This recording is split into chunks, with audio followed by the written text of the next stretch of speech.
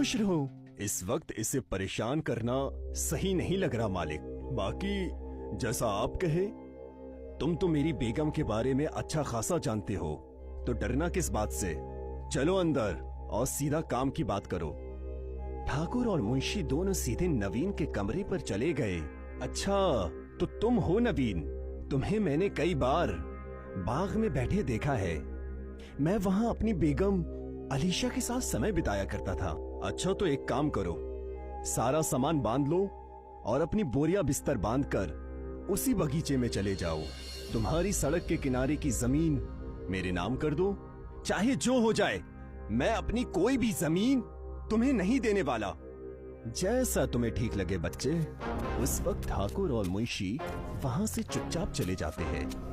उसके बाद ठाकुर एक कटोरी खीर लेकर अपने घर के खुफिया कमरे में जाता है। उसकी बेगम, जो कि काला जादू करती है। आ गए तुम। खीर की महक तो बेहद अच्छी आ रही है। लाओ दे दो और बताओ अब क्या करना है।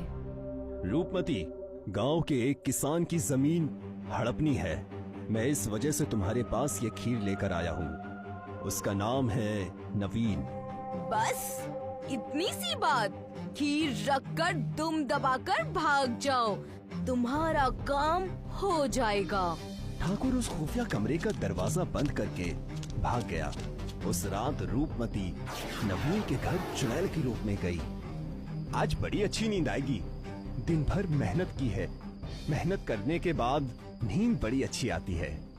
और जैसे ही नवीन अपनी चरपाई पर सोने गया, उसने सामने देखा रूपमती एक भयानक चेहरा लिए उसके पास खड़ी है। कौन हो तुम? मम्मी बचाओ, मम्मी बचाओ, जाओ मम्मी।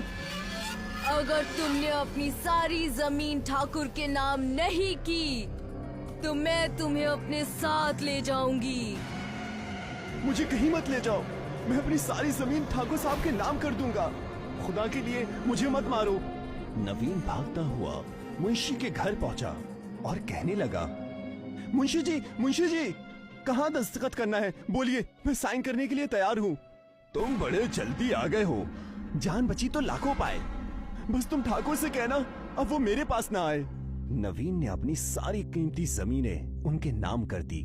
ये बात जानकर ठाकुर बड़ा खुश हुआ और कहने लगा, ये तो होना ही था। अब पूरा